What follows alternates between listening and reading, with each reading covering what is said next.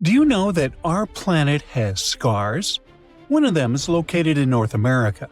This scar can tell us many cool things about the history of Earth, but the most interesting thing is that it could change the appearance of our continents and break our world. But for some reason, this scar hasn't done it yet. And that's not even the most interesting part. The coolest thing about this scar is that it might hold a giant source of clean, cheap energy. So let's go to Kansas to find out what it is. So, 1.1 billion years ago, a giant rift formed in the crust of our planet on the territory of the modern U.S. Midwest. It's called Broken Heart. This giant crevice is filled with solidified magma, and from afar, it looks like a real scar. But how did it show up? Broken Heart was an ancient rift valley, a huge geological fault forming elongated hollows in the Earth's crust. It occurred because tectonic plates had moved apart. It's like the details of a jigsaw puzzle that suddenly started to separate. At that moment, thousands and even millions of tons of magma spilled out from the depths of our planet. That event looked like a real apocalypse, lasting about 100,000 years. But then it stopped, and scientists don't know why. If the rifting process had lasted longer, then most likely, the continent of North America would look different today, or it wouldn't even exist at all. Right now, this fault looks like a giant horseshoe that stretches from Kansas north to Lake Superior and south to Michigan. But some studies indicate that the fault may be larger and extend even further south, and the width of the fault might equal the width of the Red Sea.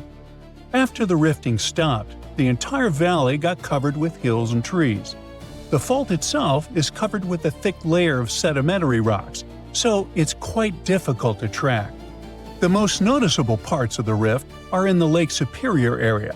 Now everything looks calm and beautiful, but in the past, there were fountains and rivers of lava, earthquakes, a boiling pot on a planetary scale.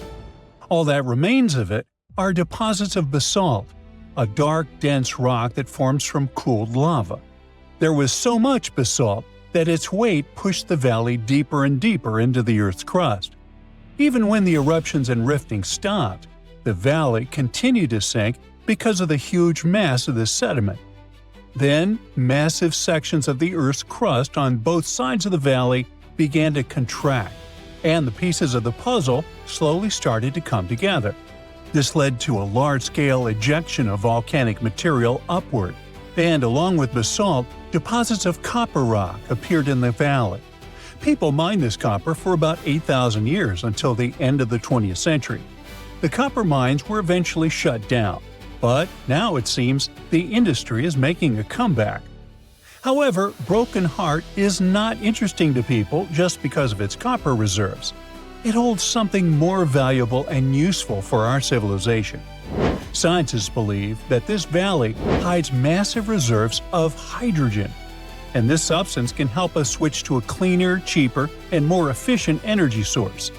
If hydrogen fuel becomes widely available, everyone will switch to it, leaving behind the costly, noisy, and polluting process of oil production. Now, I'll bet hydrogen is a remarkably familiar word to you. It doesn't sound like the discovery of the century, and people have been using it for a long time. On one hand, you're right, but not quite. 90% of the hydrogen produced by humans is used as a raw material for the chemical industry. Hydrogen is used to produce ammonia for fertilizers, methanol for fuel and solvents, and to purify crude oil. Manufacturers of glass, cement, steel, and other metals are considering using hydrogen at their factories for more efficient production. Hydrogen can become an alternative to fossil fuels, that is, oil and gasoline produced from them. Cars, ships, trains, airplanes, and power plants, all of these may switch to hydrogen soon. In this case, production can become cheaper and better for nature, but this will work only if we find open sources of hydrogen. You see, about 95% of the hydrogen we use is produced from fossil fuels.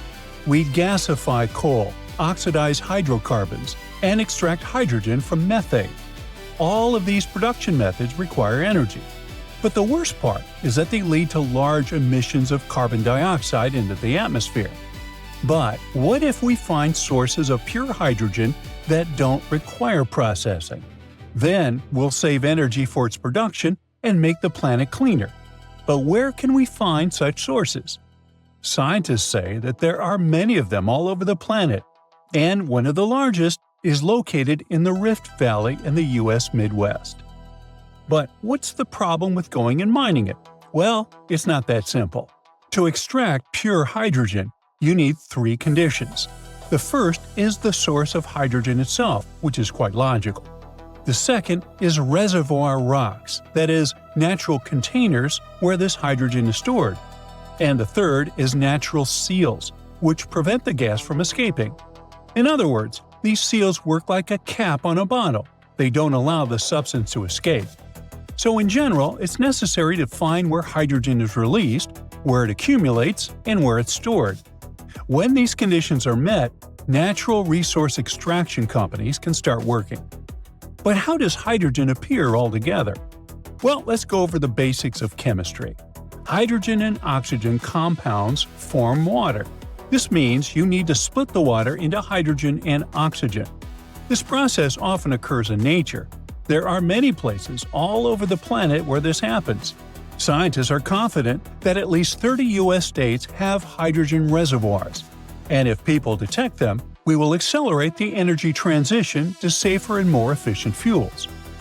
Thousands of cars drive around using gasoline. Many of you know the smell of exhaust fumes, that thick polluted air that's hard to breathe. What about electric cars? They must be improving the situation, right? Well, here's another problem. Producing batteries for these vehicles harms nature. The materials used to make batteries are lithium, cobalt, and nickel. Their extraction involves a large release of toxic materials, not only into the air but also into the water. Transporting these batteries also creates a large carbon footprint. Producing a single electric car emits about 4 tons of carbon dioxide.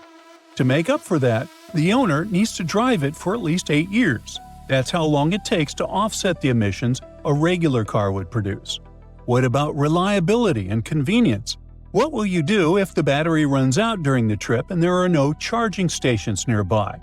This problem will be solved in the future with the growing popularity of electric cars.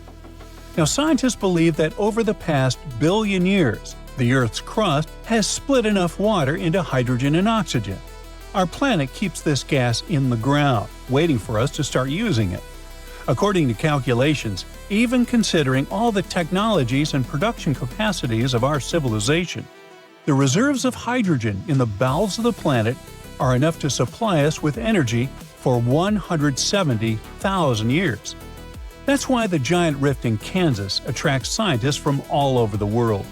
Huge quantities of basalt and other rocks can react with water to release hydrogen. And now scientists are looking for places where this material accumulates and is stored. A giant crack, more than 2,000 miles long, is splitting open across Africa. Roads, houses, even schools are getting torn apart. Now, scientists think they've finally figured out what's causing it. An enormous column of scorching hot rock called superplume, rising from deep inside the Earth. And it's slowly pushing the land apart inch by inch. This isn't a small shift though. The continent is breaking in two, and the clue to what's going on could be hidden thousands of miles away in Hawaii. And why does the United States suddenly have a role in all of this? Hang on, we'll get there. First, it's important to know this isn't new information. Africa has been slowly splitting for about 25 million years. This is happening in a region called the East African Rift System. It stretches thousands of miles from Ethiopia down to Mozambique and is the largest active continental rift system on the planet. And by that, I mean places where the Earth's crust is being stretched and pulled apart, causing faults, earthquakes, and volcanic eruptions. Scary stuff to say the least. Back in 2018, for example, a massive crack appeared near a small town just west of Kenya's capital, Nairobi. In some spots, it was about 65 feet wide. That's almost the length of 2 school buses parked one after the other. The whole thing was terrifying. It happened fast and left a trail of destruction. Roads were cut off, farms torn apart. People were on edge as the ground opened up beneath their feet. And I mean that quite literally. One man watched the crack rip straight through his home. He barely had time to grab a few of his belongings before his entire house collapsed. Sounds terrifying, right? Since it happened in the East African Rift region, panic spread fast. The media was all over it, claiming it was proof that Africa is splitting apart. People standing near the crack thought, oh boy, it's already happening. And many still believe that today. But that's not actually the case. At least not with that particular crack. Because after the initial panic, videos and photos of it revealed clues that it wasn't related to tectonic plate movement. First clue, the two sides of the crack didn't match. Like trying to fit the wrong puzzle pieces together. They simply didn't line up. Second clue, the gap wasn't one continuous line. There was some kind of soil bridges in between. All this showed it was sudden erosion. I mean, some specialists believe the crack had once been filled with volcanic ash from nearby Mount Longonot. But then the region was hit with heavy rains. When water soaked through the soil, it washed the ash away, leaving the gap exposed. Problem solved. Even after the truth came out, it was too late. This event brought the whole Africa is splitting talk back. And here's the thing. Even though that crack had nothing to do with it, make no mistake, Africa is breaking apart. That's because the continent sits between two tectonic plates, the Somali plate in the east and the Nubian plate in the west. The problem is they're moving away from each other, and as they drift apart, the gap in the East African Rift keeps getting wider. Eventually, the Somali plate could split completely from the Nubian plate, creating an entirely new landmass, something on the scale of Madagascar or even New Zealand. You don't have to worry though. This process is super slow. So slow that none of us will see it finished. Experts say the continent is moving apart by about 0.3 inches a year in some places. To give you an idea, that's less than the length of your fingernail. So we can say this split will take millions of years, which is good news for the people living there. But that doesn't mean they won't feel the effects of this slow break. In fact, they're already happening. Take Ethiopia's Afar region, for example. Back in 2005, this area showed just how unpredictable the rift can be. In a short period, 420 earthquakes hit the area, opening up a massive fissure. What usually takes centuries happened in just a few days, completely challenging what scientists thought they knew about the speed of geological changes. Back then, the crack stretched for more than 35 miles, and life around it is still far from easy. Recent earthquakes destroyed much of the local infrastructure. 37 schools were damaged, leaving 5,000 students without classrooms. And that was just one part of the damage. As the tectonic plates keep moving apart, water will eventually flood into this region, creating a brand new ocean, according to some predictions. Countries like Zambia and Uganda, which are landlocked today, could one day have a coastline. That could be great news for them, as it might open up new trade routes and completely reshape their economies. Don't get too excited though. We won't be diving into the waters of this sixth ocean anytime soon. The splitting process will take another 5 to 10 million years. But it's tough to say exactly when, since big seismic events, like earthquakes, could make it all happen faster. So here's what we know. The Somali plate and the Nubian plate are in the middle of a dramatic tectonic breakup, slowly moving apart. Africa is breaking in two. Earth will probably gain a new ocean because of it. But until recently, we didn't know exactly what was triggering all of this. Like, yeah, those tectonic plates are moving, but why? I mean, is this massive geological process being driven by something happening in Earth's mantle? Or could it have a much larger, deeper source? Well, scientists think they may have finally cracked the mystery. They believe the continent is breaking apart because there's a deep mantle superplume, a huge column of hot rock beneath the East African Rift system. Think of it as a massive subterranean hammer pushing upward, pressing against the crust, and slowly cracking it apart. But here's the interesting thing. Scientists reached that conclusion thanks to something that happened in a completely different part of the world, Hawaii. Under this US state, there's also a plume of super hot rock rising from deep inside the planet. It melts the crust above it, and that's what fuels Hawaii's volcanoes. As the Pacific Plate drifts over this plume, molten rock breaks through in new spots, creating volcano after volcano. Over millions of years, that's how the Hawaiian Islands were formed. This Hawaiian plume contains noble gases like helium and neon. And you know where else scientists found those same gases? That's right, beneath the East African Rift System. Bingo! That discovery backed up the theory that a superplume is driving what's happening in Africa. And we call it super because it might be massive. You see, these same gases have been found in volcanic rocks from Kenya all the way down to Malawi. So everything points to the existence of a single superplume that stretches from the Indian Ocean to the Red Sea, not a bunch of several isolated sources. If their data and research are correct, scientists estimate that this superplume beneath Africa likely starts at the core mantle boundary, which is located about 1,800 miles deep inside the Earth. While the East African Rift System's chemical signatures are similar to those found in volcanic rocks in Hawaii, they're not identical. The Hawaiian plume is thought to be a narrow, rising stream of hot mantle, a bit like the movement inside a lava lamp. Africa's plume might be shaped differently, more like a large mass of hot, buoyant material rising from deep within the Earth. As it reaches the surface, this hot material hits the colder, solid outer layer and spreads out, pushing hard enough to crack it open and trigger intense volcanic activity across the region.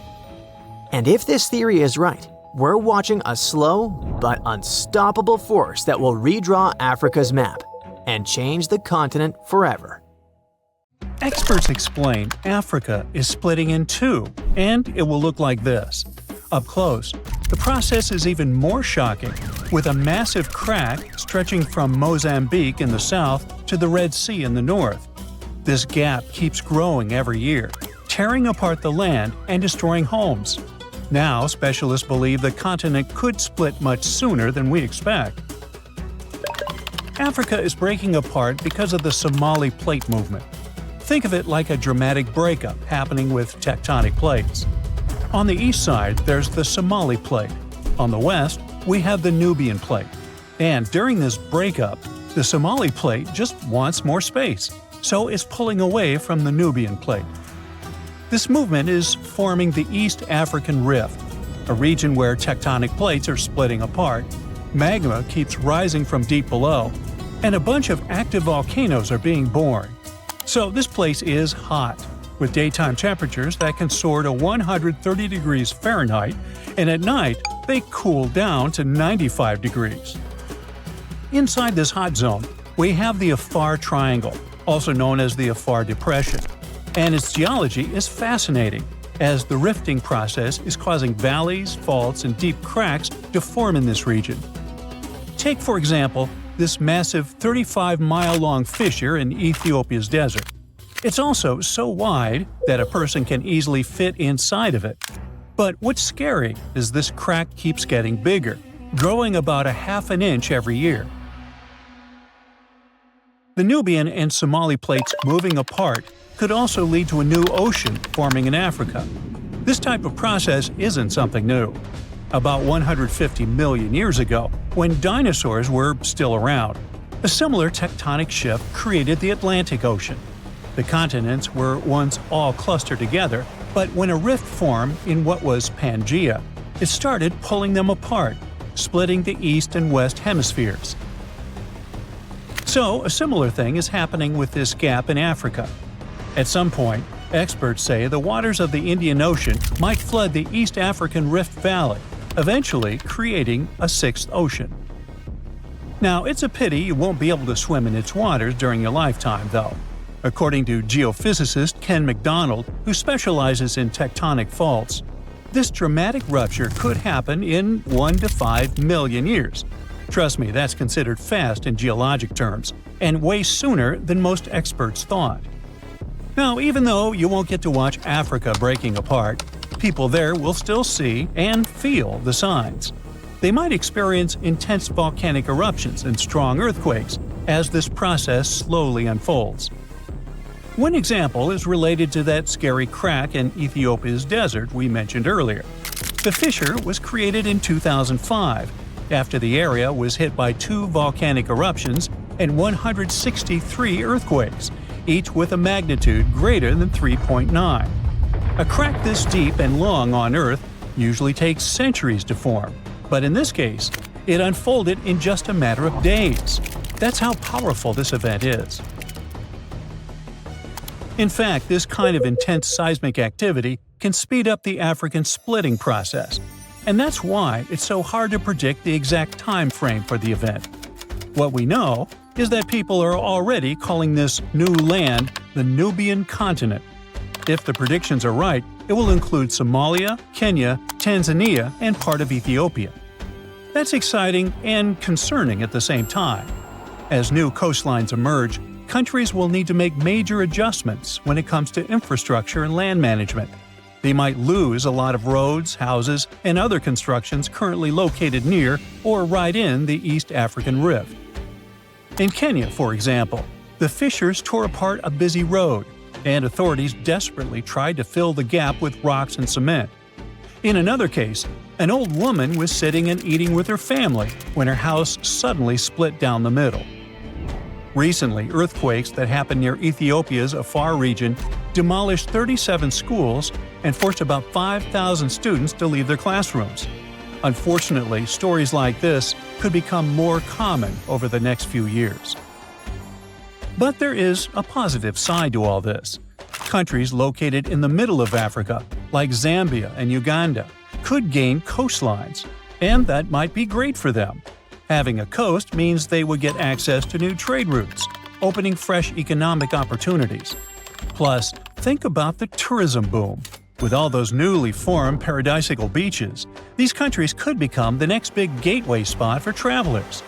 The local ecosystem in this newly created ocean will change as well, and new marine species may emerge. So let's look. This is the path where the rift is most advanced right now. I mean, we expect this is where Africa will eventually get separated. But things could get a little more complicated. Some time ago, Michael Daly, a geologist at the University of Oxford, suggested that this rift could extend further west. And some new evidence backs up his theory, pointing out that the crack could extend south through Botswana's heartland into South Africa, and west through Namibia, all the way to the Atlantic Ocean. If these fractures widened into deep cracks, the ocean might come in and fill the gaps. Experts say Africa could split so much that it becomes an archipelago. But then again, we won't see that happening. It will take tens of millions of years for this to play out. We already know that Africa is at risk of breaking into a bunch of huge islands or small continents. The news isn't great for Madagascar either, as the world's 4th largest island could end up being split in half. But can the opposite process happen? I mean, can new land appear as the Nubian and Somali plates move apart? Well, as these tectonic plates get away from each other, the magma from the Earth's mantle might rise to the surface, and when it cools, it solidifies into new land. That's how other places in the world emerged, like Iceland and the Azores. So, yeah, the same process could happen in the East African Rift, and over the long term, it is possible that the rift could create new islands. For now, all we can say is that the geology of the Afar Depression is unique. It is the most active rift system on our planet. And when I say rift system, I mean a zone where tectonic plates are pulling apart. This region brings together all kinds of events, from faults in the Earth's crust to volcanic zones to the potential formation of a sixth ocean. For experts, it's like studying the evolution of rifts up close. And since it is such an active volcanic area, it also has enormous potential for tapping into geothermal energy, that is, using heat from inside the Earth to generate electricity. 2 geothermal power plants are already producing energy in Ethiopia, one in the Ethiopian Rift Valley and the other in the Afar. Now, geologists are exploring new potential spots. When we look at that deep crack in the ground, we know it's caused by tectonic plate movement. There's no mystery there. But what we still don't fully understand is why the cracks happen exactly where they do. For example, a crack that opened up in Botswana appeared after a magnitude 6.5 earthquake back in 2017. But the epicenter wasn't in the rift zone, where the plates are moving like we would expect. Instead, it was farther south. Since it's unusual for a rift to happen without volcanic activity, this fact really challenges our traditional ideas of how continents divide. Figuring out why these cracks appear in specific spots is still a missing piece of the puzzle for experts trying to explain how Africa is splitting. Hopefully, we get some answers before the continent turns into a massive archipelago. The floor starts quaking like it's alive. Books, mugs, and lamps leap off shelves. Your feet slide, your body sways, and you can barely stay upright. It stops for a second, but then it shakes again and again. More than 1,000 times just in one day. This is not how you imagined your trip to Santorini, but it's the new reality. The Santorini seismic swarm started in January 2025. In less than 1 month, there were, get ready for it, more than 20,000 reported earthquakes. For comparison, most cities on Earth go through one small, barely noticeable quake in a year.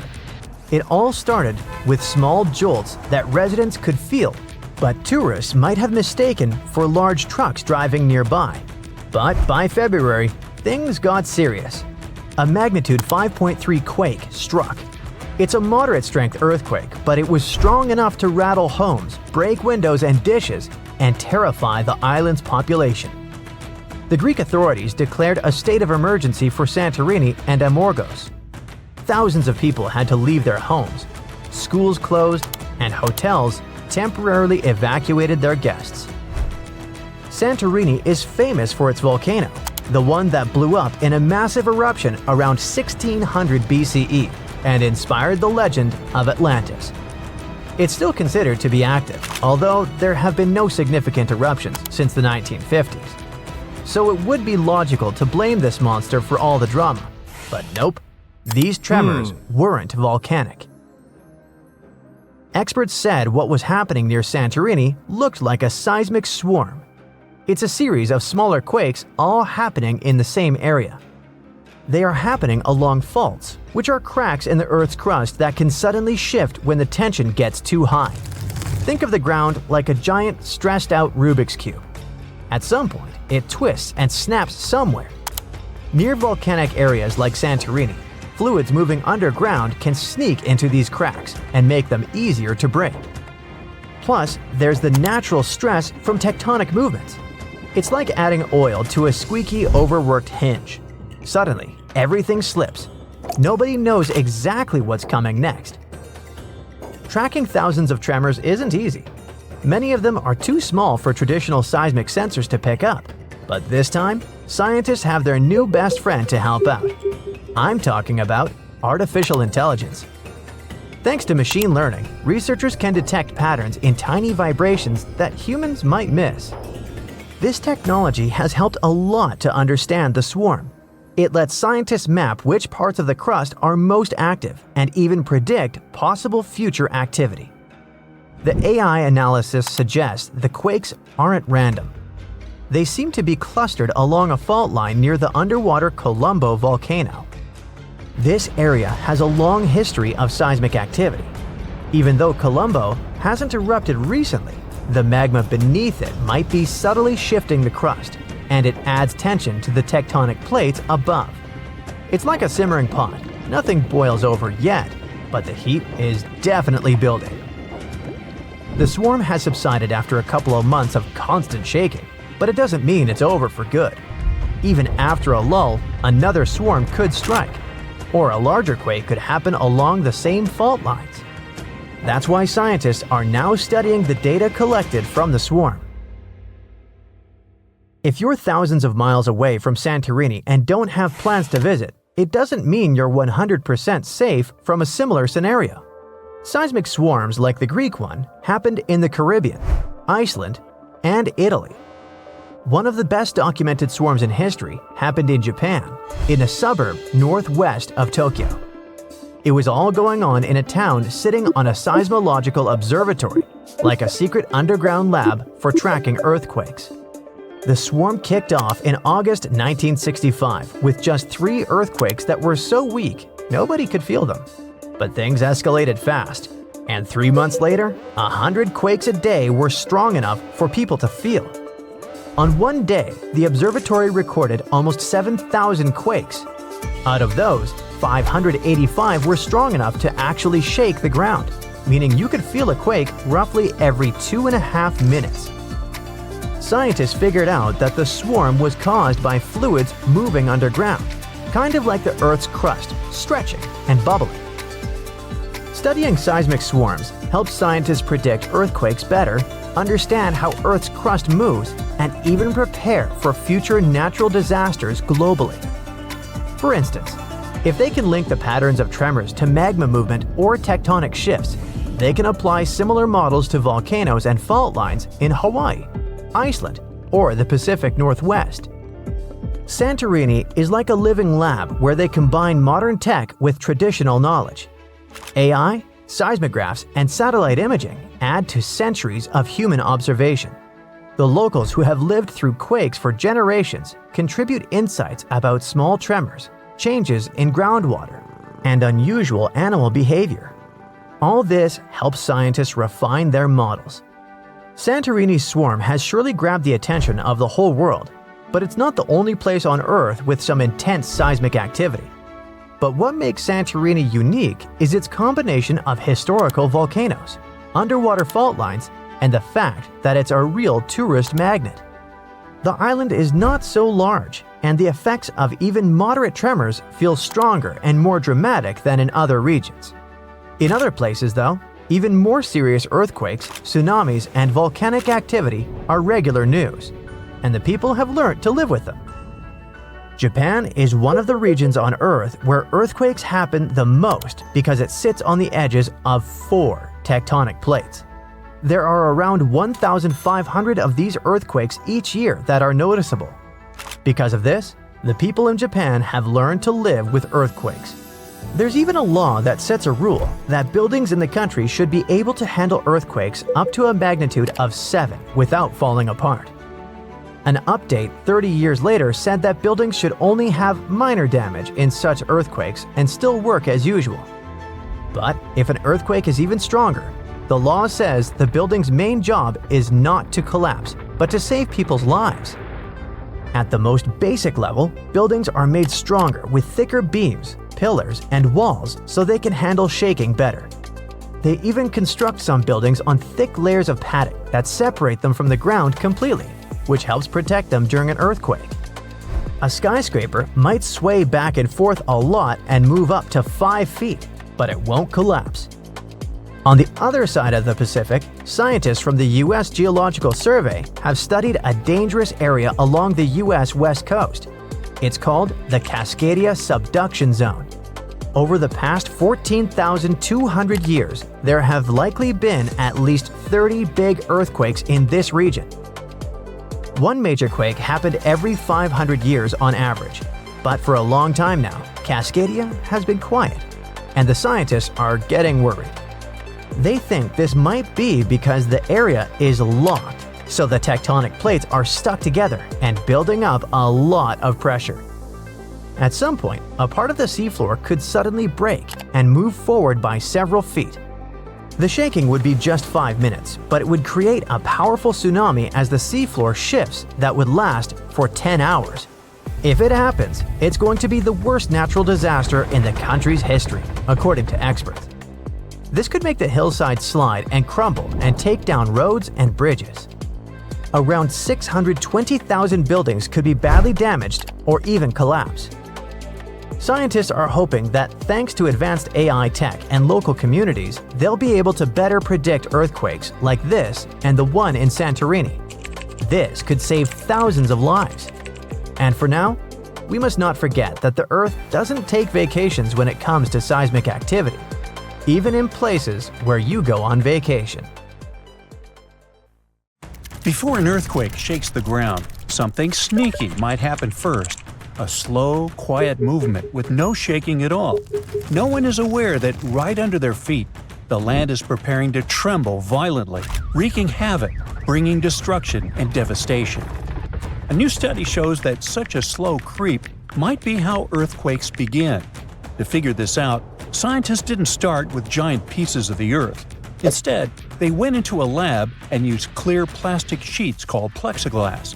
They pushed two sheets of plexiglass sideways against each other, just like how tectonic plates, huge chunks of Earth's crust, push against each other underground. As they pushed, the plastic cracked, kind of like what the Earth does during an earthquake. And even though it was plastic and not rock, the physics, the way things break and move, was the same. Earthquakes happen when two tectonic plates try to slide past each other, but they get stuck. The edges between them don't move easily because of something called friction. It's kind of like when your shoes grip the ground. Over time, the plates keep trying to move and stress builds up. Think of it like bending a stick. At first, it doesn't break, but if you keep pushing, it will eventually snap. The spot where the plates are stuck is called a fault, and there's a thin, brittle part in that fault. By brittle, I mean that it doesn't bend, it just breaks. Here's how it happens. First, a tiny crack forms. It's small and moves slowly. There's no shaking yet, but something is already happening under the surface. The crack spreads, building up more energy. When it finally reaches the edge of the brittle zone, boom! It speeds up, suddenly racing forward really fast, almost as fast as sound. And that's when the Earth starts to shake. So scientists decided to find out how that very first crack starts. They conducted their experiment, whose setup was similar to a type of fault in the real world called a strike-slip fault, like the San Andreas Fault in California. Even though the materials, plastic versus rock, are different, the way cracks form and move is exactly the same. The experiment has helped scientists understand that earthquakes don't always start suddenly. Sometimes there's a slow, quiet start, like a warning sign before the big quake. This early stage of an earthquake is called a nucleation front. It's like a seed of a crack, gently creeping through the material long before any actual rupture happens. This quiet and slow movement doesn't release energy into the surroundings. At first, scientists thought of cracks as simple one-dimensional lines, like a straight tear in paper. But something didn't add up. The slow-moving nucleation front wasn't behaving like a normal, fast-moving crack, and it wasn't clear why or how it suddenly sped up and became an earthquake. The answer came when scientists realized they had to think in two dimensions instead of one. Instead of imagining the crack as just a fine line, they began to think of it as a patch, like a growing circle, that starts at the surface where two materials touch. As this patch spreads out, more material along its edge has to break. The important thing here is that the energy needed to break the material is related to how long the patch's edge or perimeter becomes. The bigger the perimeter, the more energy it takes to keep breaking. That's why this patch moves slowly at first. It doesn't yet cause the violent shaking we associate with an earthquake. Because it moves without sending shaking waves, this stage is called aseismic. Eventually, the growing crack patch spreads beyond the special brittle zone, where the materials are stuck. Outside this zone, the energy needed to keep breaking the material doesn't increase anymore. Instead, there's now extra energy building up, more than what's needed to keep the crack growing slowly. This extra energy doesn't stay quiet. It suddenly powers the crack to move much faster, turning it into a full-speed rupture. That's the moment when the earthquake begins and the ground starts to shake. These findings help explain how earthquakes might start off slow and silent before quickly turning dangerous. They show that small, slow cracks can suddenly transform into powerful, fast-moving ruptures if the conditions are right. Scientists believe that they can learn to detect the aseismic stage before a crack speeds up. It might one day be possible to predict earthquakes, or at least understand the warning signs better. Now, even though earthquakes are only the third most common type of natural disaster, they cause the highest number of fatalities. NASA plays an important role in studying earthquakes by using satellites that orbit the Earth. These satellites collect data and images that show how the ground changes after an earthquake. For example, they can detect when the land shifts, rises, sinks, or cracks. These surface changes help scientists learn more about the strength and impact of earthquakes. NASA's satellites can also track changes in nighttime lights. If a city goes dark after a quake, that's a clear sign that the area may have lost power and could need help. Now, how about we talk about the most common earthquake myths, like the one about megaquakes? Some people really worry about super huge earthquakes, but there's a limit to how big they can get. The size of an earthquake depends on the size of the fault where it happens. A longer and deeper fault can cause a bigger earthquake. For example, the San Andreas Fault in California is long, about 800 miles, but not very deep, around 10 to 12 miles. This makes earthquakes bigger than magnitude 8.3 on that fault very unlikely. The biggest earthquake ever recorded happened in Chile in 1960. It had a magnitude of 9.5 and occurred on a huge fault that was almost 1,000 miles long and 150 miles wide.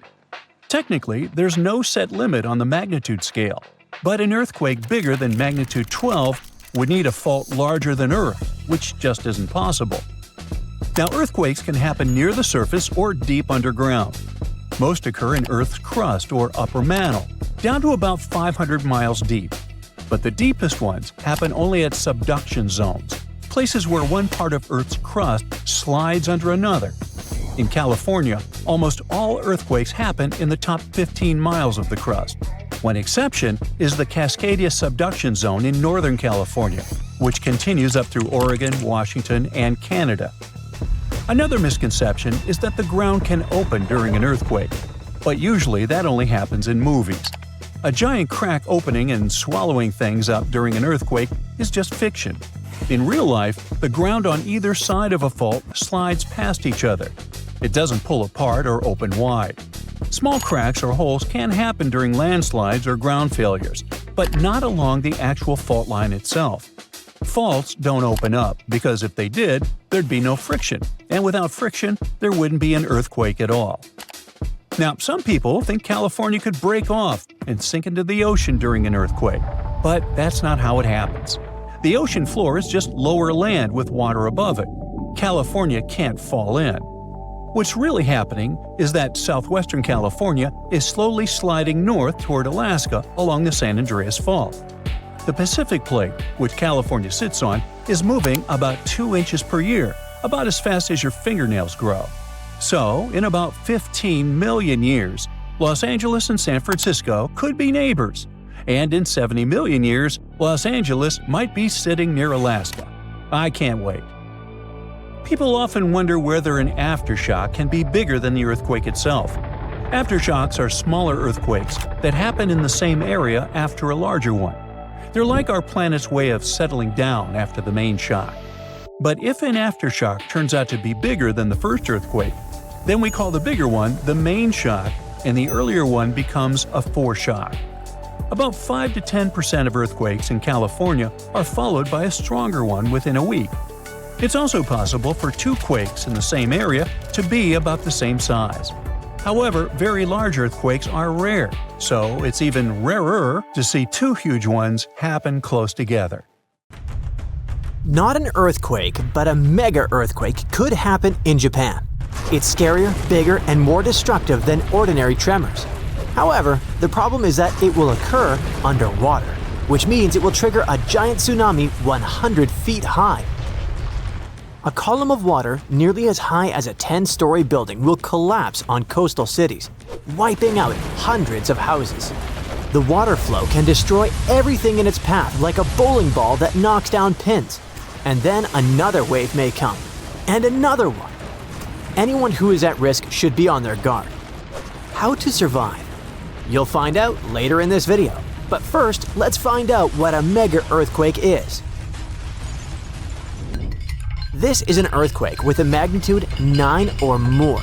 This is a very rare phenomenon, and it depends not on the power of the shock, but on the length of the fault where it occurs.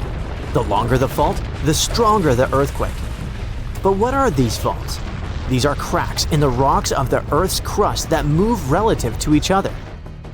Imagine a large puzzle where every detail is a giant tectonic plate. When one part of the puzzle moves away from another or when they collide, that's when earthquakes begin.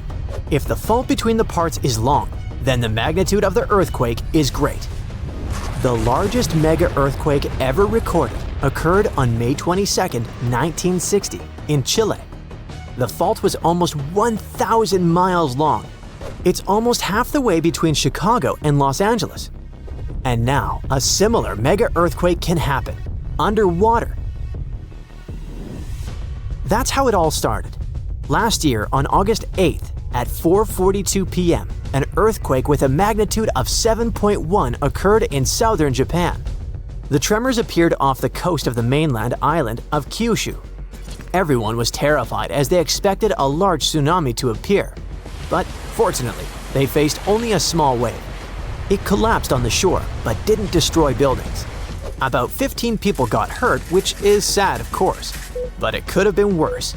It seemed that the disaster had passed. The residents breathed a sigh of relief. However, after that, the Japan Meteorological Agency sent a warning about a possible mega-earthquake that could be incredibly devastating. A previous earthquake of 7.1 magnitude could be a harbinger of an impending catastrophe, a disaster that could affect 250,000 people. As soon as people heard this, they ran to buy groceries. Increased demand and a slight panic led to shortages of rice and several other basic products. People were stocking up on food and preparing for the worst. But a week later, the Japan Meteorological Agency canceled the warning. It turned out that the small tsunami on Kyushu Island was not a harbinger. No one knows whether a mega-earthquake and tsunami will happen in this region, but the chances are very high. To understand the nature of this danger, we need to dive underwater in a place called the Nankai Trough. It is a 500-mile-long underwater fault that runs almost parallel to the Pacific coast of Japan. This is where the two giant sections of the Earth's crust meet, the Philippine Sea Plate and the Eurasian Plate. And the Philippine Plate is subducting and slowly slipping under the Eurasian Plate, on which Japan is partly located. During this movement, the plates get stuck, accumulating energy. Afterward, when they move and align again, they release a powerful burst of energy. And this energy is capable of causing one of the most powerful earthquakes in the world. Experts report that the probability of a mega-earthquake and a tsunami is about 80%. Over the past 1,400 years, mega-earthquakes have occurred every 100 to 200 years in this region. The last time this happened in Japan was in 1946. The entire country felt a powerful tremor that destroyed 36,000 houses in the southern part of Honshu Island. Every year, the probability of a repeat of this disaster increases by 1%. And do you know how many years have passed? 79.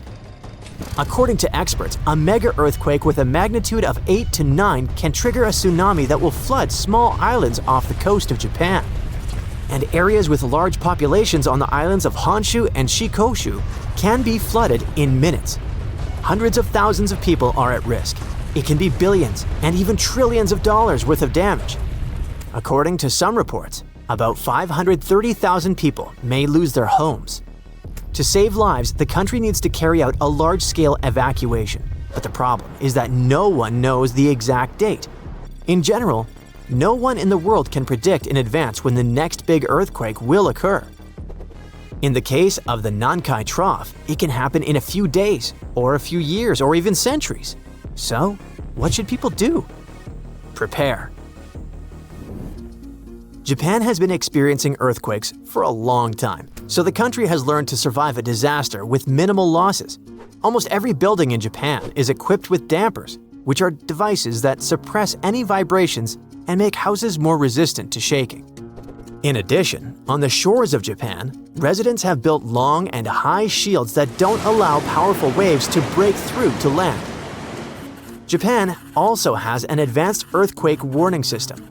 It's impossible to predict powerful seismic activity in a few days or weeks, But it's possible to detect small tremors that may portend an impending earthquake. Special devices monitor seismic signals and transmit the data to certain programs. Then, they evaluate the magnitude and intensity of the tremors and send warnings to people's phones. This can save seconds and even minutes for locals to reach the nearest shelter in time. These systems are also used to slow down the speed of trains, to stop work at factories, hospitals, and office buildings. It's much safer for a train driver to slow down during an earthquake than to rush forward at full speed. But what if you're on the street and you can't hear your phone messages? How to act in case of disaster? This applies not only to Japan, but also to any place where a tsunami or earthquake may occur. To survive a tsunami, you need to prepare for it long before a big wave hits. It's very important to have good relations with neighbors. Be friendly with them, help them, and treat them well.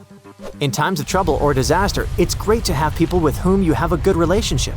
They can help you get out of a difficult situation, and you can also help them. Be kind and compassionate to people. This way, it's much easier to survive any disaster. Prepare a backpack with necessities in advance. These are a first aid kit, canned food, flashlights, a battery-powered radio, and bottled water. All this will not only save your life, but will also help other people in trouble. So if you feel an earthquake start, immediately run for cover. If you're at home, try to stand against a wall closest to the center of the building, or crawl under heavy furniture that stands firmly on the floor, such as a desk or a regular table. Stay away from windows and front doors, and never use an elevator. If you're on the street, don't come close to power lines and any objects that may fall. During a tsunami, you may need to get as high as possible to avoid getting swallowed by water. Stay as far away from the shore as you can, and don't go down until you're sure it's safe. But how can you find out about an approaching wave if you haven't received the warning? When a tsunami approaches the shore, you will hear a roar similar to the rumble of a passing train or plane. If there's no elevation nearby, then try to get to the upper floors. It must be at least the third floor, but it has to be a building that can resist a tsunami, such as a massive house made of concrete. If there are no such high buildings nearby, try to climb a massive tree. When the disaster is over, look around and find those you can help. Listen to messages from rescuers via radio or TV. If all is well, then you can deal with the consequences. Yes, there's a lot of work ahead, but you've survived and helped others survive. And that's the most important thing. On January 26, 1700, one of the biggest earthquakes in history hit off the coast of the United States. It had a magnitude of 9, which puts it in the top 10 most powerful earthquakes ever recorded. This earthquake triggered a huge tsunami and changed the coastline all the way from southern British Columbia down to northern California forever. Back then, the area wasn't very populated, but thanks to some clever research, scientists figured out exactly what happened that day by looking at old geological records, tree rings, and even some history from Japan. On the same day as the earthquake, a massive tsunami also hit Japan's eastern coast. For a long time, no one connected the two, but in the 1980s and 90s, researchers realized the tsunami in Japan had been caused by the earthquake in the Pacific Northwest. They were also able to pinpoint the exact day, January 26, 1700. They even found old trees in coastal Washington that had all perished around the winter of 1700, which matched up perfectly with the timing of the earthquake.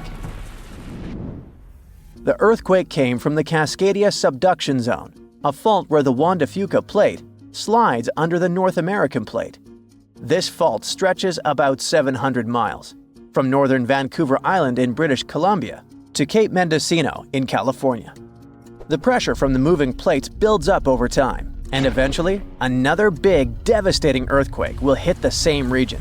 It's just a matter of time. By looking at the geological records, past tsunami deposits, and signs of land level changes, scientists can figure out how often these huge earthquakes happen. emergency planners have been preparing for the next big quake, often calling it the big one. Scientists believe earthquakes in the Cascadia subduction zone happen every 200 to 1,000 years. And since the last major one was over 300 years ago, the Pacific Northwest is definitely due for another. When it happens, the earthquake is expected to be as big as the one from 1700. But this time, it'll affect around 15 million people. The devastation will be severe. Buildings will collapse, roads and runways will crack, and bridges will fall. Communication in and out of the area will be cut off. But the worst part? The earthquake will trigger a massive tsunami that might hit parts of the Washington coast in as little as 10 minutes. It's not a matter of if, but when the Cascadia subduction zone will break. When it happens, it will be the worst disaster the US has ever faced. Worse than the Hurricane Katrina or Superstorm Sandy. It'll impact an enormous area, stretching from southern British Columbia all the way down through Oregon to northern California. That means millions and millions of people will be affected. Fairchild is considered a backup staging area for handling the aftermath of the earthquake, with Grant County International Airport in Moses Lake being the main one. For those who will survive the initial quake and tsunami, the aftermath could be just as disastrous. Aftershocks will follow, and transportation will be a mess. Roads will be damaged or completely blocked, airports will shut down, and most of the main routes, like Interstate 5, will have bridges destroyed. This means food and water supplies will be cut off, and it will be incredibly difficult for help to get in or for people to escape. Gas pipelines will most likely be damaged too, and restoring them could take anywhere from a few days inland to weeks or even months along the coast. Power outages will be widespread within 100 miles of the coast throughout the entire Pacific Northwest. And water could be out for 3 to 7 months. Even telecommunications will be down for 2 to 3 months across the Pacific Northwest, Alaska, and even parts of East Asia. The good news for eastern Washington is that it will mostly avoid the worst of it, thanks to natural barriers between the west and east sides of the state. The tsunami may hit the Columbia River Gorge, but it will lose energy quickly because of a sandbar under the river. The Cascade Mountains will absorb much of the earthquake's impact, so the east side won't feel it as strongly. And since eastern Washington won't get hit as hard, it'll be up to them to handle the aftermath of the quake. That means helping western Washington, taking in refugees from the areas that got destroyed, and delivering supplies to where they're needed.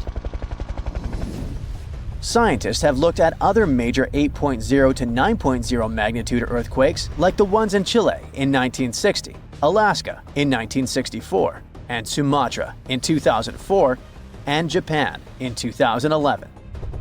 These kinds of quakes can shake the ground for anywhere between 6 to 10 minutes, and that's a long time for the ground to be shaking. Such quakes are super intense because they happen close to Earth's surface, so it's not just a quick shake. It's a long, strong one that can cause a lot of damage. If the Cascadia earthquake and tsunami were to hit tomorrow, over 13,800 people could lose their lives, and about 107,000 people could be injured. The economic toll in Washington, Oregon, and California could top $70 billion. To put that into perspective, we can compare these numbers with some other major earthquakes.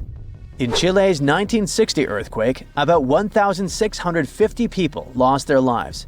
The 1964 Alaska quake resulted in around 140 lives lost. The 2004 Sumatra earthquake and tsunami took the lives of an estimated 280,000 people. And the 2011 Japan earthquake and tsunami caused over 20,000 casualties. Authorities know about the dangers of the Cascadia fault, but even with all the planning, no one can say for sure what will be needed when the big quake hits.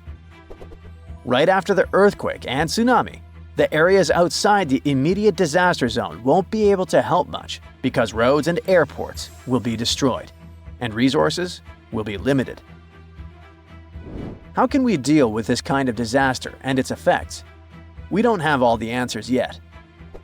Right now, let's focus on the Cascadia subduction zone. It's a huge fault line that stretches about 620 miles from Vancouver Island to Cape Mendocino in California, sitting about 93 miles off the coast. It's like one tectonic plate is slowly sliding under another. When the plates are close to the surface, about 18 miles deep or less, they get stuck because of friction, kind of like pushing two rocks together. Over time, this creates a lot of pressure. When the pressure finally becomes too much, the plates slip, causing a massive earthquake. This is called a megathrust earthquake, and it can be huge. Below the area where the plates are stuck, there's a zone where the plates move really slowly. We're talking about just a few inches every few months. This slow movement helps to release some of the pressure, but it also builds up more pressure on the parts of the fault that are still stuck. This means that over time, it increases the chances of a huge earthquake happening. These massive quakes, called Great Subduction Zone earthquakes, can be stronger than magnitude 8.5. Megathrust earthquakes are the biggest earthquakes that happen.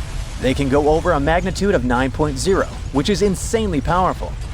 Just to put it in perspective, a magnitude 9.0 earthquake releases 1,000 times more energy than a 7.0 and a million times more energy than a 5.0. These earthquakes happen when a lot of pressure builds up in a part of the fault that's locked, which means the plate can't move past each other.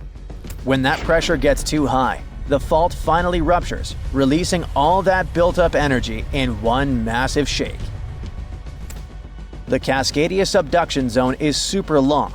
That's why if it were to rupture all at once, it could produce a large earthquake. Scientists have studied this region and found that about 18 miles below the surface, the fault is completely locked. The plates there aren't sliding past each other.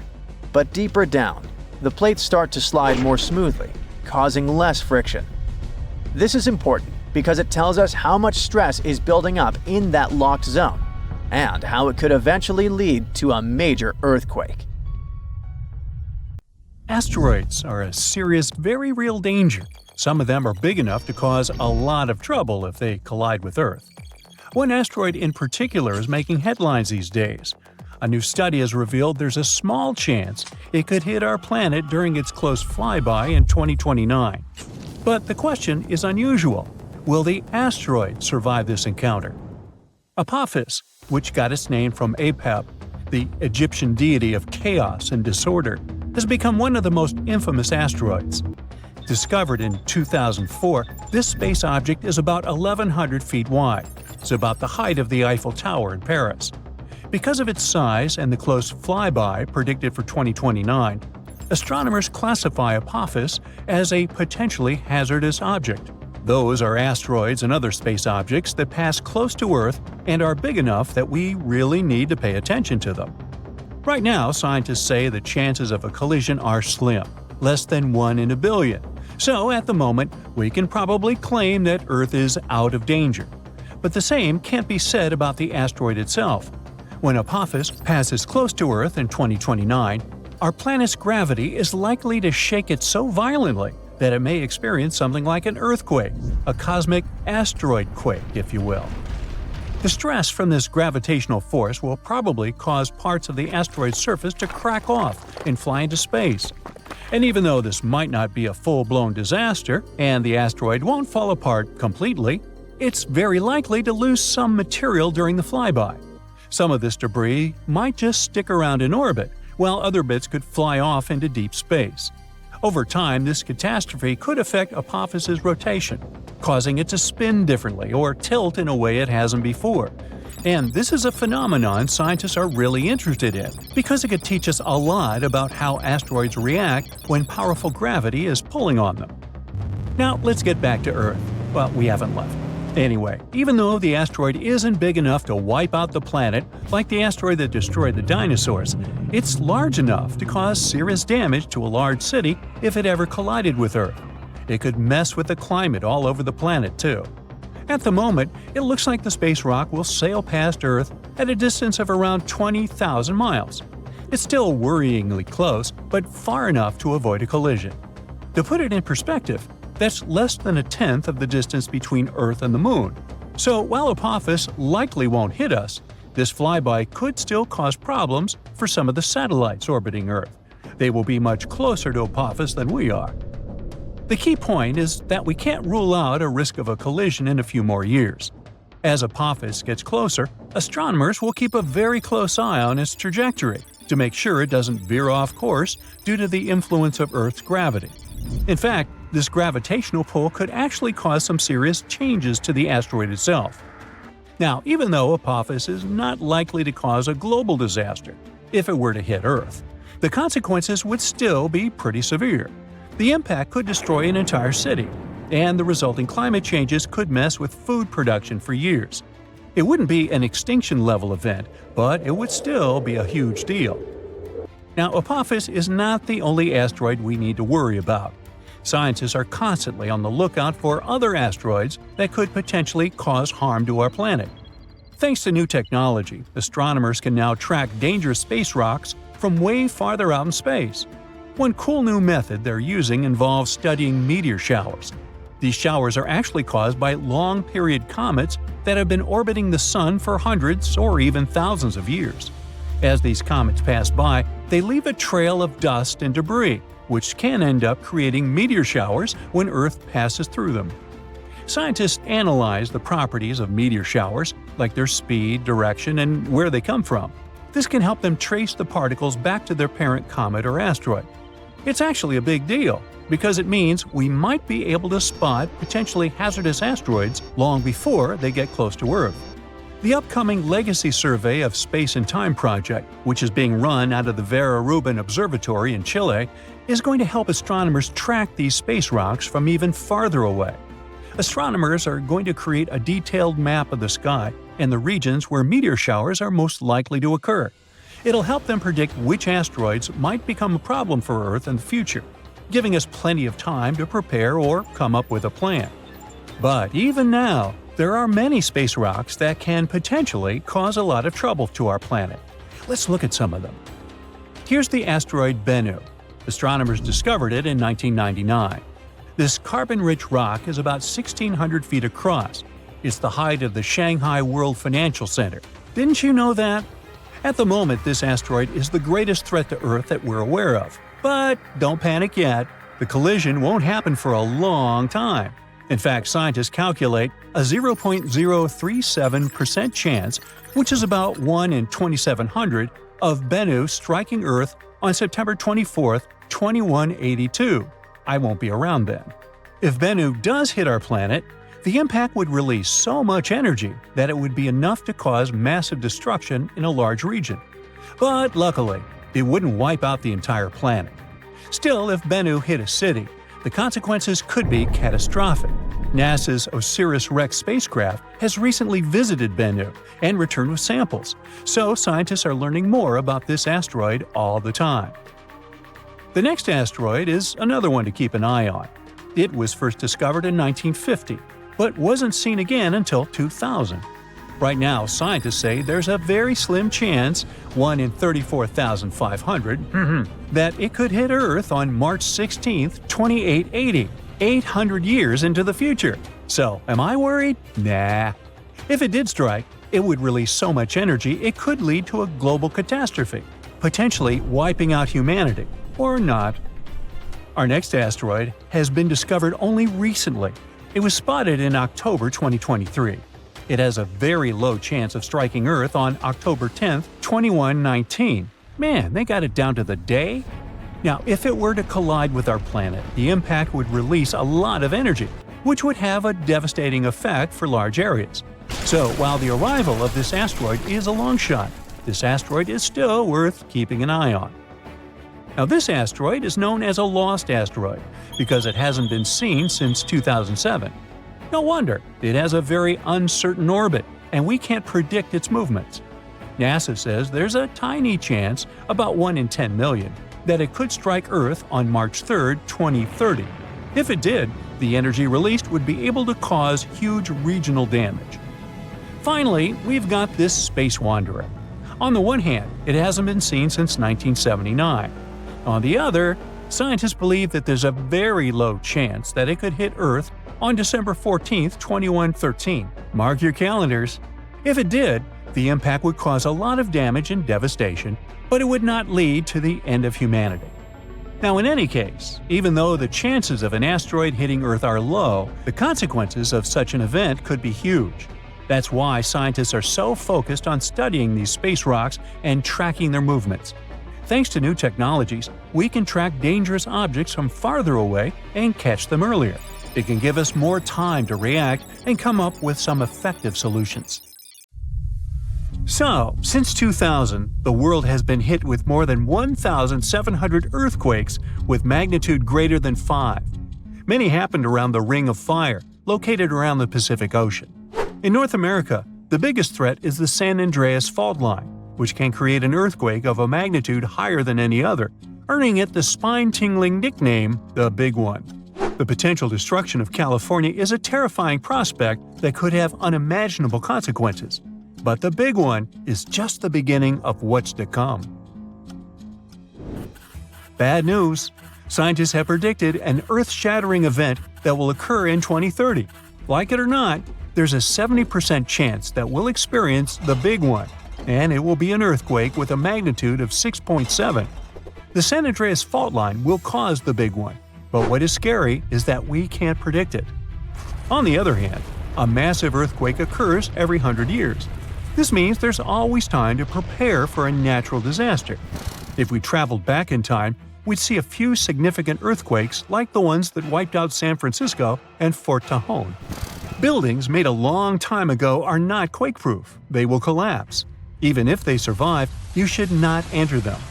But buildings are not the most dangerous part. You should watch out for electrical lines and gas pipes. Your hill house might be lovely, but it is extremely unsafe. During quakes, the hill can turn into a massive landslide that will destroy everything in its path. Say goodbye to road trips because all the roads will be ruined.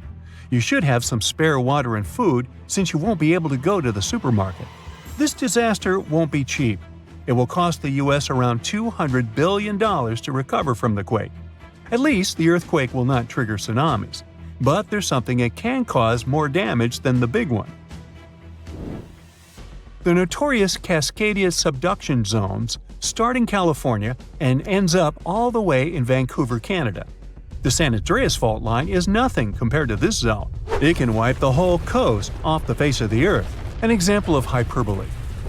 Subduction zones are tectonic plates forced to be one under the other and constantly pulling apart.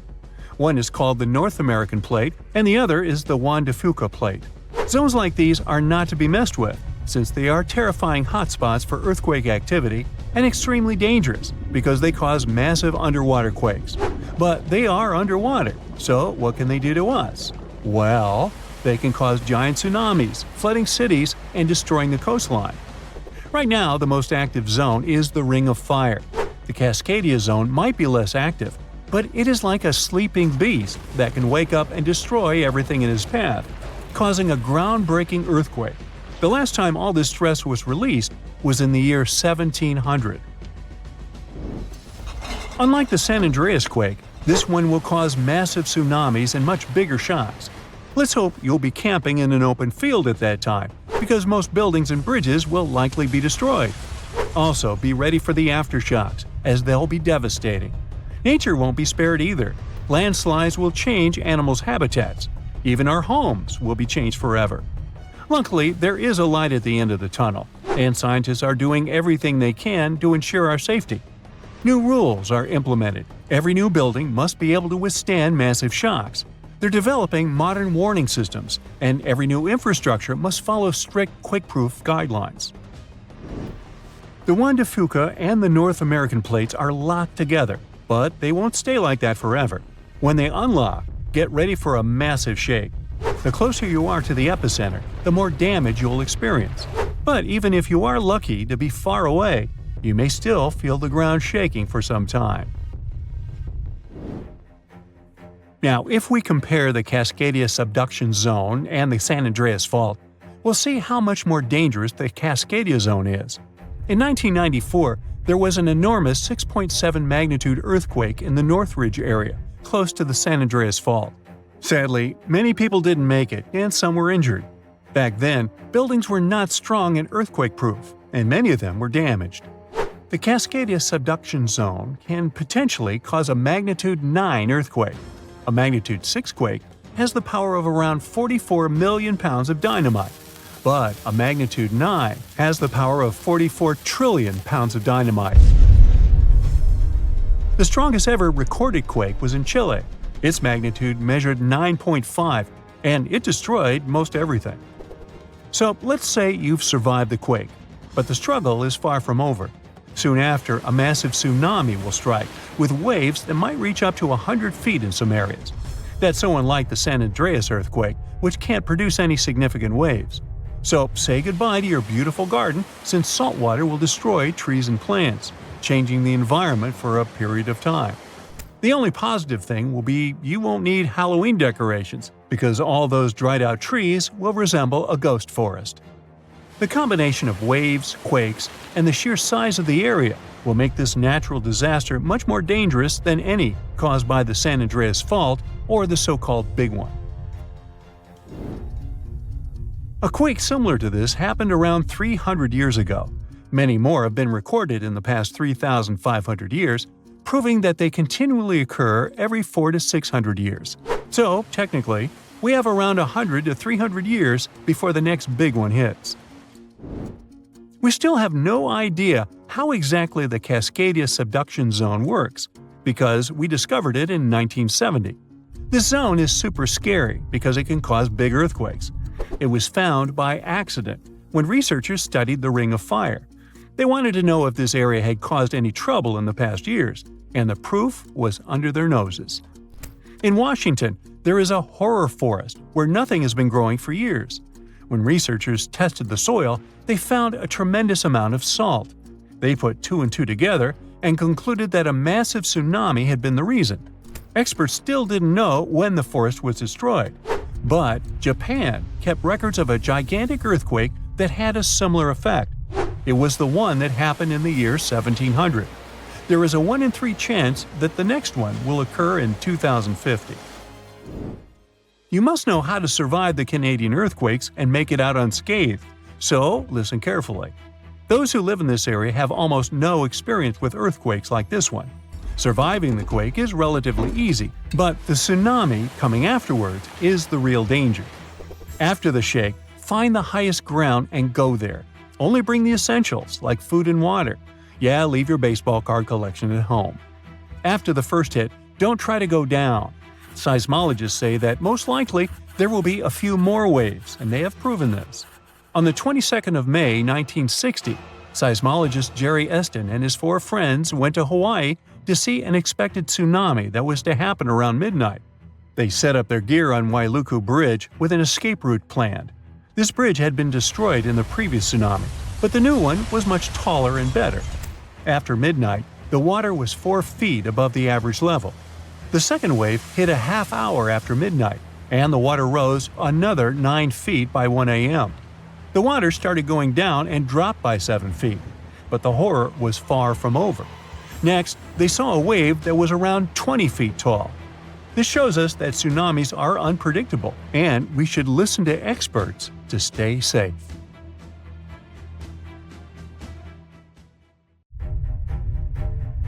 There is a powerful force hiding underground where tectonic plates meet, and one forces another under it. This happens in the Pacific and Indian Oceans. Strain builds over centuries. The tension is unbearable until the megathrust awakens. The Earth shakes with a magnitude that can exceed 9 points, more powerful than any other earthquake. When the seafloor suddenly gets pushed up fast, it sends a huge ripple across the water, and a tsunami of huge force is out. These waves are called teletsunamis, and they cross entire ocean basins, ready to take over coastlines thousands of miles away. The thrust fault stretches over 600 miles. The Earth is not just shaking, it feels like it's tearing apart. This is the power of a megathrust earthquake. Those caught in its path will have to fight for their lives. Japanese authorities recently had to issue their first ever megaquake advisory. It happened because of a strong tremor on the edge of the Nankai Trough ocean floor zone. In the end, most of the warnings were lifted, and there wasn't much damage from the 7.1 magnitude earthquake. Parts of southwestern Japan started to shake, and the superfast trains in Japan slowed down to stay safe, which made travel slower for everyone. But everyone is staying alert as they know about the risk of a megathrust earthquake that could happen within the next few decades in the Nankai Trough. The tectonic plate under the Philippine Sea is slowly sliding underneath the land where Japan is, moving just a few inches every year. The last big earthquakes from this area happened in 1944 and 1946, both with a magnitude of 8.1. These quakes have caused a lot of destruction in the country. The next megathrust earthquake in the region, if it does happen, could be between a magnitude 8 and 9. Scientists still can't agree on how likely this mega earthquake is to happen, but it could be up to 80% certainty. On the other side of the Pacific, scientists from the U.S. Geological Survey have studied a dangerous area along the U.S. West Coast. It's called the Cascadia Subduction Zone, and it stretches from northern California to northern Vancouver Island in Canada. Over the past 14,200 years, there have likely been at least 30 big earthquakes in this region. One major quake happens every 500 years on average. But for a long time now, Cascadia has been quiet, and it worries scientists. They think this might be because the area is locked, meaning the tectonic plates are stuck together and building up a lot of pressure. Eventually, the part of the seafloor could suddenly break and move by several feet. The shaking would be just 5 minutes, but it would create a powerful tsunami as the seafloor shifts that would last for 10 hours. If it happens, it's going to be the worst natural disaster in the country's history, according to experts. The ground on some inland hills could turn into something like quicksand. This would cause the hillsides to slide and crumble, taking down roads and bridges. Around 620,000 buildings could be badly damaged or even collapse, including about 100 hospitals and 2,000 schools. People in Washington state might have to take care of themselves without help for 2 weeks, finding food, water, and shelter on their own. Scientists are studying slow slip events, where the tectonic plates move very slowly over weeks or months, releasing some energy but not enough to stop a big one. Every time the magnitude of an earthquake goes up by just one number, the energy it releases is 40 times bigger. So we'd need about 1 million small earthquakes every day for 500 years straight to release the same energy as one huge magnitude 9 earthquake. But these small earthquakes might be clues that a bigger earthquake is coming. To better monitor the Cascadia Fault, experts are mapping the fault more accurately and adding better monitoring tools offshore. Scientists receive over $10 million to install seismic sensors and seafloor pressure gauges on a fiber optic cable off the coast of Oregon. The goal is to be ready to warn people and potentially save lives when a big earthquake strikes. A sharp megathrust earthquake happened in this part of the world in 1964. It went down in history as the Great Alaska Earthquake and had a magnitude of 9.2. It lasted for more than 4 minutes, making it the most powerful earthquake in the history of the U.S. and North America. The ground shook so hard that it caused huge cracks and landslides. In Anchorage, many houses, buildings, and roads were destroyed because they weren't built to handle such a big earthquake. In some places, the land was permanently changed. For example, the coastline near Kodiak and Hinchinbrook Island was lifted by 30 feet. In other areas, like Gerwood and Portage, the ground sank by 8 feet. They had to rebuild roads higher so they wouldn't be flooded by the time. A huge 27-foot tsunami wiped out the entire village of Chiniga. Many coastal towns were heavily damaged, not just by the earthquake, but also by tsunamis and the fires that followed. After the main earthquake, there were thousands of smaller aftershocks for months. A moderate earthquake of magnitude 4.4 shook Los Angeles in August 2024. Once it was over, the LA Fire Department checked around the city and didn't find any major damage or anyone hurt. In the nearby city of Pasadena, which is close to the earthquake's epicenter, A water pipe burst inside City Hall, and everyone had to leave the building. Thankfully, there was no danger of a tsunami. The best we can do to avoid panic in such situations is to be prepared. Japan is one of the places on Earth where earthquakes happen the most because it sits on the edges of 4 tectonic plates. Around 1,500 of these earthquakes each year are noticeable. Because of this, the people in Japan have learned to live with earthquakes. The 1950 law set a rule that buildings should be able to handle earthquakes up to a magnitude 7 without falling apart. An update 30 years later said that buildings should only have minor damage in such earthquakes and still work as usual. But if an earthquake is even stronger, the law says the building's main job is to not collapse and save people's lives. At the most basic level, buildings are made stronger with thicker beams, pillars, and walls so they can handle shaking better. Another technique is placing special pads made from materials like rubber at the base of a building. Some buildings are even built on thick layers of padding that separate them from the ground completely, which helps protect them during an earthquake. A skyscraper might sway back and forth a lot, moving up to 5 feet. To stop it from getting damaged, engineers can add something called dampers every second floor all the way to the top. These dampers are like giant bicycle pumps, but instead of air, they're filled with liquid. When the building shakes, the dampers push against the liquid inside them. Even though the liquid doesn't squish very much, it can still absorb some of the shaking. When they're building tall skyscrapers, engineers try to make the structure as simple and balanced as possible. This means having each floor the same height and placing the support columns evenly. But sometimes, architects who design skyscrapers don't want to make these compromises because they have creative ideas for how the building should look. Then they have to find compromise solutions. For example, Tokyo's Skytree Tower, one of the tallest buildings in the world, is designed in a futuristic style but also includes special features to protect it from earthquakes. It has a central pillar, like in traditional Japanese pagodas, and seismic dampers that help absorb the energy from an earthquake, keeping the building safe.